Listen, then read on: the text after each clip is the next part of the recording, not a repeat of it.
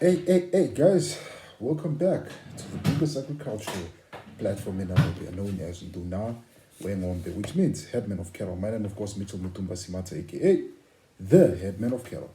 So today, on the 28th of August, which is a Sunday, this recording will be going up on the 27th of August, 2022. I'd like to talk about the Bosvelder chicken. Eh? Bosvelder sheep. There is a chicken breed called Bosvelder. Now this is the sheep we're going to talk about. As you guys know, I'm never writing solo. Got my trusted notebook here with me, with my not so flattering handwriting, and the information is sourced from Stock Farm. So let's get into the information of the Bosveld. Built from Africans' history for a future in the bushveld. This is how Theo Hofmann describes the Bosvelder breed. For a long time, Hardwater dealt a blow to successful sheep farming in the northern parts of South Africa. Bosvelder, however, South Africa bushveld. However, this sheep breed is ideal for producers who wish to farm sheep in these areas. Theo, the chairperson of the Bosvelder study group, says that he always wanted to farm sheep, but his father, Hofi, a seasoned cattle producer, did not really want the animals on their farm. Today, the Bosvelder are an integrated part of their farming operation in Mooiplaas near Malberg, Mpumalanga, Bapedi sheep origins. In 2009, sheep producers began developing this sheep breed, which ideally consists of 50% Bapedi, 25% White Dober, and 25% Van Rooyen sheep.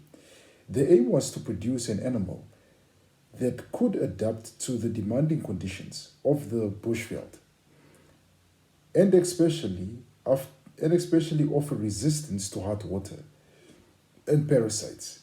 In 2012, the Bapedi study group was rebranded to the Bosvelder study group. The breed caught Theo's attention when he first started farming with sheep. He bought 170 ewes from a well-known and popular sheep breeder. However, most of them succumbed to hot water, leaving Theo with only 18 sheep.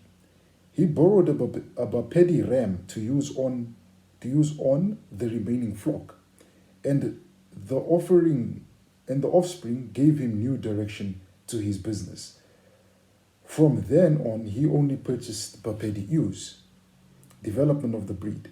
Bapedi sheep have existed from the earliest times, and along with the indigenous tribes that farmed them, trekked through Africa to the south of the continent, eventually ending up in the South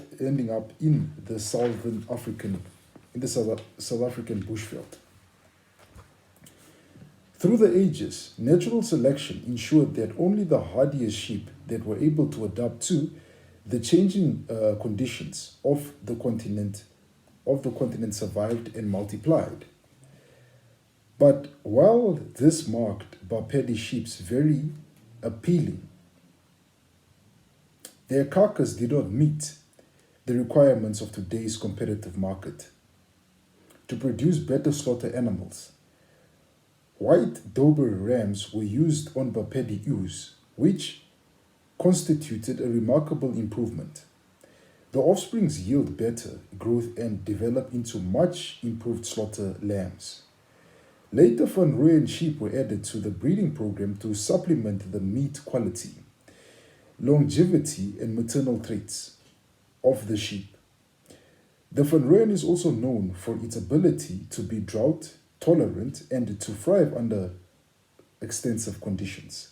The sheep are highly fertile and have good maternal traits and a strong flock instinct, and are hardier and adapted to the conditions in the bushveld area.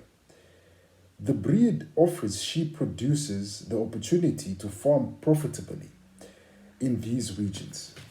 Theo says they have already progressed to F4 Bosvelders. Most breeders use Bosvelder rams to continue breeding, and Van Rooyen and White Dober rams are used very selectively for corrective breeding. However, the Bapedi sheep, who's resistant to hard water, is the biggest advantage of the Bosvelder. And he warns breeders not to reduce the Bapedi component of the sheep, just to be able to breed heavier carcasses. A few sheep that die from hot water or a heavy parasite infestation will immediately negate the advantages of healthier carcasses. Marketing the Bosvelder sheep. Bosvelder sheep are medium frame animals with mature ewes that weigh 45 kilograms on average and rams between 80 to 90 kilograms. There are two main markets, namely and slaughter market, on which lambs are marketed at 5 to 6 months of age, at a weight of between 40 to 45, and lambs are delivered to feedlots. The latter are marketed at approximately 100 days to 100 days of age at weight of between 25 to 35 kilograms. Lambs are taken off the field after 100 days, which means the producer can keep more ewes. The sheep are also very popular with emerging farmers who are already familiar with the excellent traits of the Bapedi sheep and now have access to sheep that offers some benefits with better carcass. So that's the Bosvelder sheep breed, which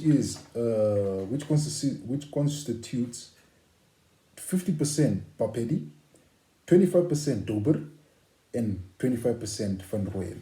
So it was developed through selective breeding. They wanted to produce a sheep breed that could survive in the bushveld of South Africa. And this is in the northern part of the country, probably in Mpopo, Mpumalanga areas there.